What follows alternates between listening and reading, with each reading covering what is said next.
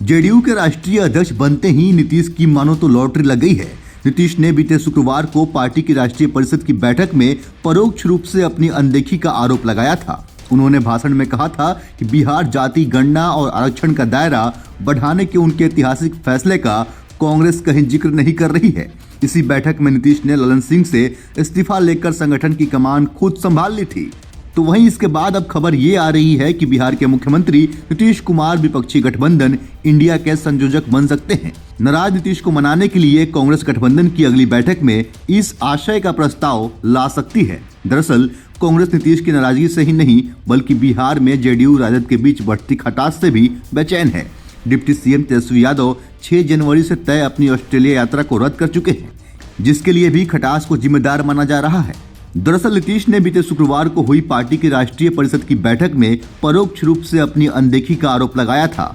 उन्होंने अपने भाषण में कहा था कि बिहार जाति गणना और आरक्षण का दायरा बढ़ाने के उनके ऐतिहासिक फैसले का कांग्रेस कहीं जिक्र नहीं कर रही है। इसी बैठक में नीतीश ने ललन सिंह से इस्तीफा लेकर संगठन की कमान खुद संभाल ली थी, जिसके बाद इसका असर साफ तौर पर देखने को मिल रहा है। बिहार में आपसी विश्वास कम होने के कारण राजद और जदयू के रिश्ते की खाई और चौड़ी होती जा रही है। डिप्टी सीएम तेजस्वी यादव ने बीते 1 महीने में कई अहम अवसरों पर सीएम के साथ मंच साझा नहीं किया।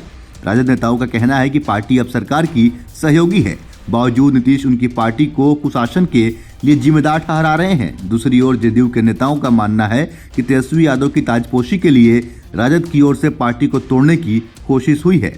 तो वहीं राजद जदयू के संबंध सत्ता पर नियंत्रण के सवाल पर खराब हुए हैं। राजद चाहता है कि नीतीश जल्द से जल्द तेजस्वी की ताजपोशी की घोषणा करें। इसके उलट जदयू का कहना है कि नीतीश ने पहले ही कहा है कि आगामी विधानसभा चुनाव तेजस्वी के नेतृत्व में लड़ा जाएगा। जाहिर तौर पर नीतीश सीएम की कुर्सी को साथ रखकर राष्ट्रीय राजनीति में किस्मत आजमाना चाहते हैं।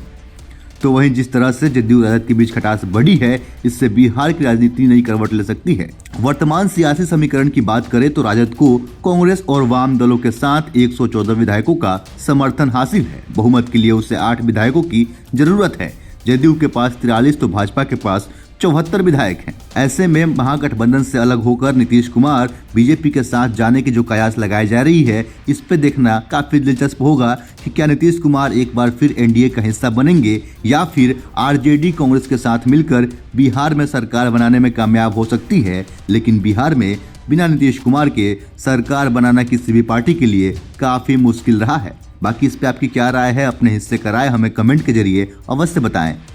ऐसे ही अन्य खबरों को देखने के लिए बने रहें सहारा समय के साथ। अगर आप हमें फेसबुक पे देख रहे हैं, पेज को लाइक करें, फॉलो करें। अगर आप हमें यूट्यूब पर देख रहे हैं, चैनल को सब्सक्राइब करें। बहुत बहुत धन्यवाद।